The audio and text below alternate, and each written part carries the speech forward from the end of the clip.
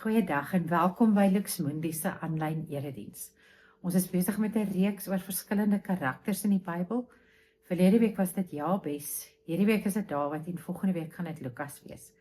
Ons hoop dat jy regtig ook op 'n manier kan voel dat jy connect met hierdie karakters en dat hulle iets vir jou lewe beteken. En dat jy beleef dat jy saam met die Here 'n pad kan stap. Daar kom ander karakters daarna, maar vir nou eers daardie. Voordat ons begin, kom ons bid. Here, dankie dat ons vandag ook by Dawid se storie kan stilstaan. Dankie Here dat ons by gewone mense in die Bybel kan leer. Dankie Here dat U nie mense soek wat super spesiaal of anders is nie, maar dat U 'n pad met ons elkeen loop. En daarom Here kan ons U vertrou en vra dat U ons elkeen sal ontmoet, net waar ons is. Ons bid dit in die naam van Jesus Christus. Amen. Nou om na Dawid se lewe te kyk is amper oorweldigend. Mens kan kyk na sy skaapwagtertyd, na sy tyd as koning, toe hy vir Goliat aangevat het, toe aan die Filistyne se kant geveg het, Jonatan as sy vriend, sy sonde met Batseba, sy koningstyd en sy terugbring na die ark. Onmoontlik om alles in een preek vas te vat. En daarom het ek gekies om vandag 'n bietjie anders daarna te kyk, maar ons gaan nou daarby kom. Ek wil net eers vir ons gaan lees uit Handelinge 13 vers 22. Kom ons gaan kyk wat sê Paulus oor Dawid. Eintlik sê Paulus iets oor wat God sê oor Dawid.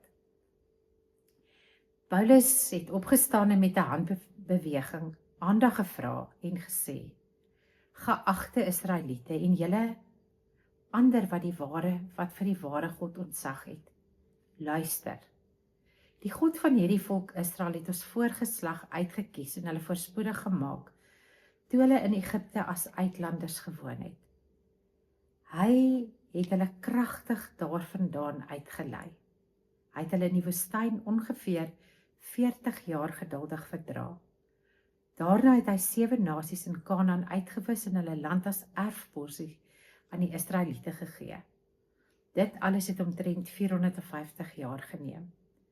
Daarna het hy rigters voorsien, tot die tyd van die profeet Samuel. Toe wou hulle 'n koning hê.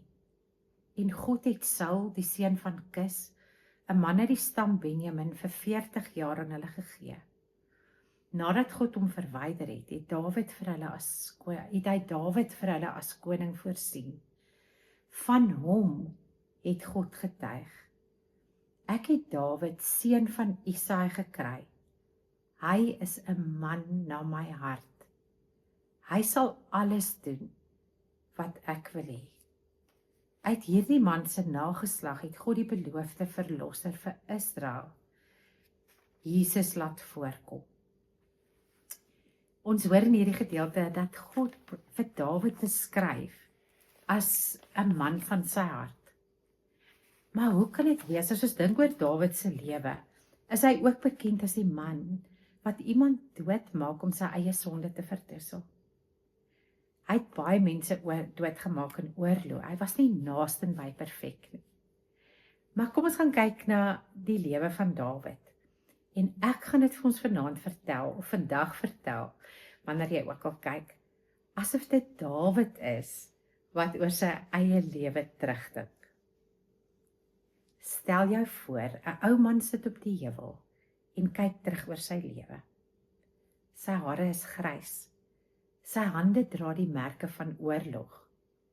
Sy hart dra die herinneringe van vreugde en hartseer. Daardie man is Dawid. As jy vir hom sou vra, vertel my jou lewensverhaal, Dink gou vir 'n oomblik self, waar sou jy begin vertel as iemand vir jou nou die vraag vra? Vertel vir my van jou lewe. Ek vermoed, Dawid sou nie begin in die paleis nie.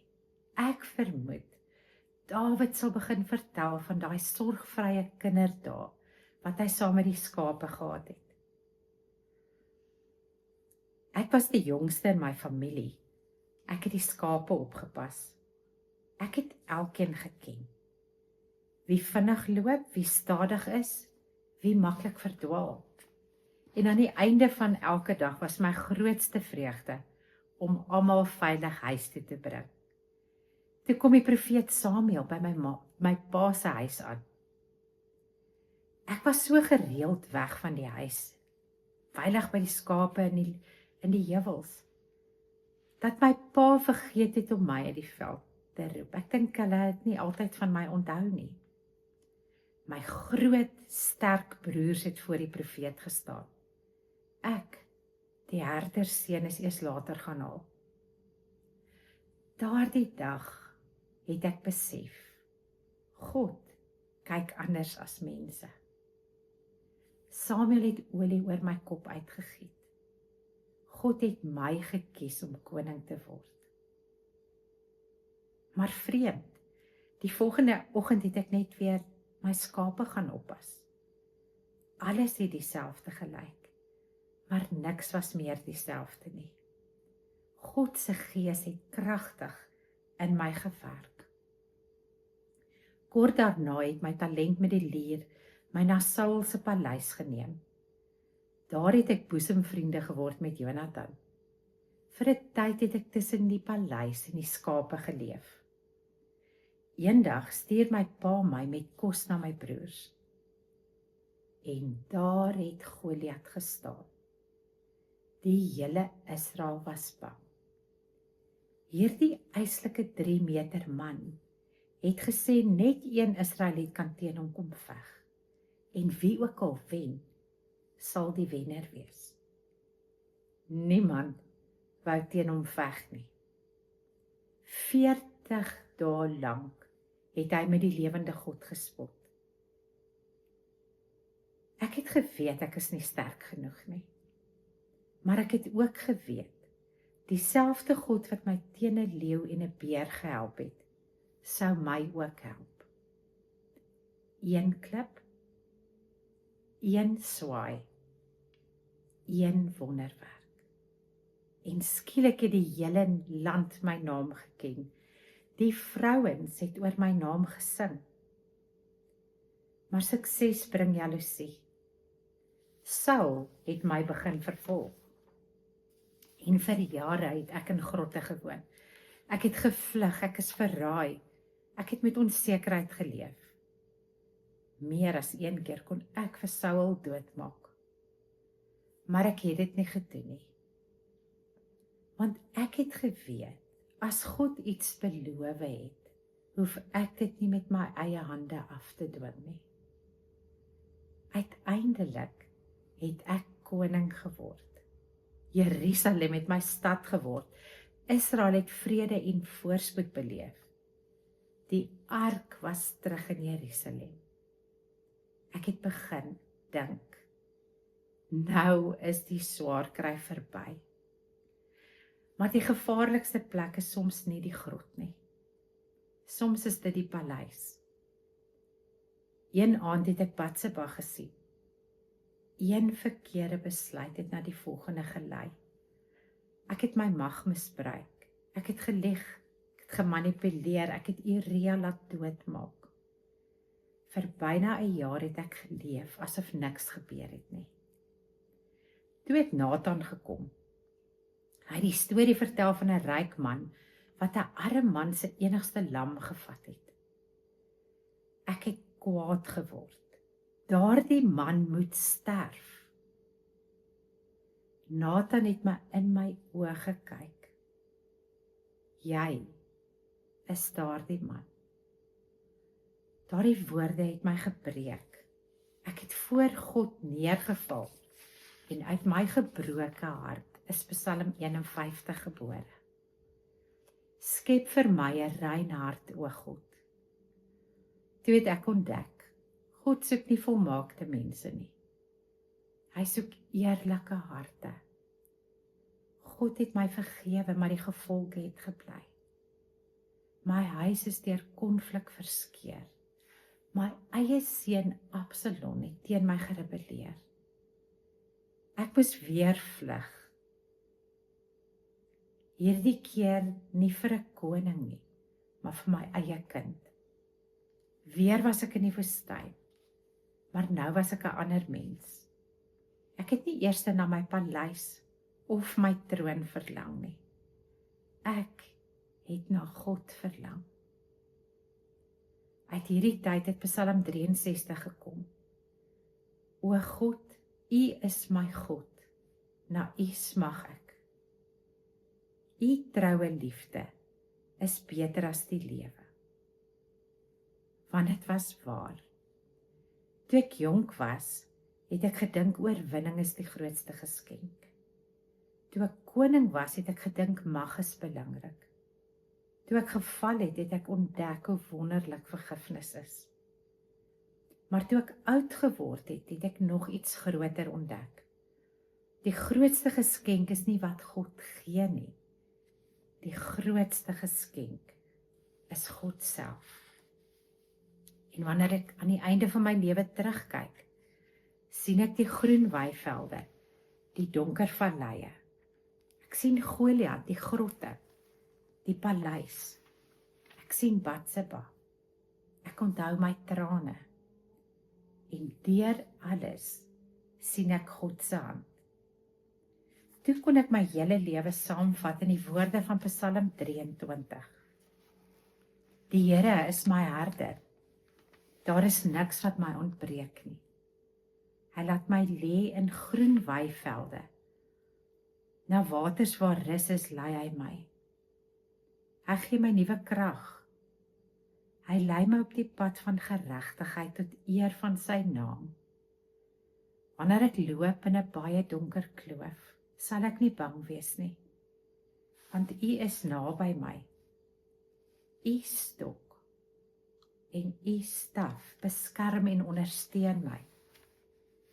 U berei vir my 'n feesmaal voor die oë van al my vyande. U verwelkom my as 'n eregas deur my kop te salf met olie en my beker oorvol te maak. Waarlik, U goedheid en trou vergesel my al die dae van my lewe, en ek sal bly in die huis van die Here, so lank as wat ek lewe. Hierdie kon ek skryf nie omdat my lewe maklik was nie, maar omdat God by my was, elke oomblik. As ons dan teruggaan na die vraag, waarom was Dawid dan 'n man na God se hart? Dan hoor ons nou en weet ons nou, dit was nie omdat hy sondeloos was nie, maar omdat hy in 'n verhouding met God geleef het. En die psalms wys dit vir ons. Dawid was 'n bidder. Hy het sommer geskryf soos hy geleef het. Tussen 73 en 88 van die psalms is deur Dawid geskryf. En as mens 'n bietjie gaan lees, dan sien mens as hy op pad was, dan het hy 'n psalm geskryf. Hy het sommer net met die Here gepraat. Hy het met hom gepraat wanneer hy leiding nodig gehad het, wanneer hy bang was. Hy het met God gepraat toe hy gesondig het. Hy het met God gepraat uit dankbaarheid. En hy het net met God gepraat omdat hy eenvoudig by hom wou wees. Dawid het nie net gebid wanneer hy God nodig gehad het nie. Hy het saam met God geleef. En miskien is dit die grootste nalatenskap van Dawid wat ons by hom kan leer, is om vasgewortel in God te leef. Nie omdat ons sondeloos is nie, nie omdat ons perfek is nie, nie omdat ons goed reg kry nie, maar omdat God 'n lewende God is. Dawid was nie 'n groot koning nie. Of Dawid se grootste nalatenskap was nie dat hy 'n groot koning was nie, maar hy het deur sy leeftyd 'n groot koning al hoe beter leer ken. En nou bly die vraag oor, as jy dan nou vandag na Dawid se storie luister, waar raak dit aan jou lewe? As jy jou lewe in 'n psalm kan skryf, hoe sal jou psalm klink? Ten diepste gaan ons lewens oor ons verhouding met God en met ons lewe saam met God. Dalk kan jy 'n bietjie tyd vat en jou lewe gaan beskryf in 'n psalm. Wat jou psalm ook al sê. Deur watter groen weiveld het jy gegaan het en deur watter diep valleie. Vandag kan ons weet, God was in elke oomblik. Die oomblikke wat jy daarvan bewus was dat hy daar was, en die oomblikke wat jy dit nie onthou het nie. Kom ons wees mense na God se hart. Nie perfek nie, nie sondeloos nie, maar vasgewortel in wie hy is.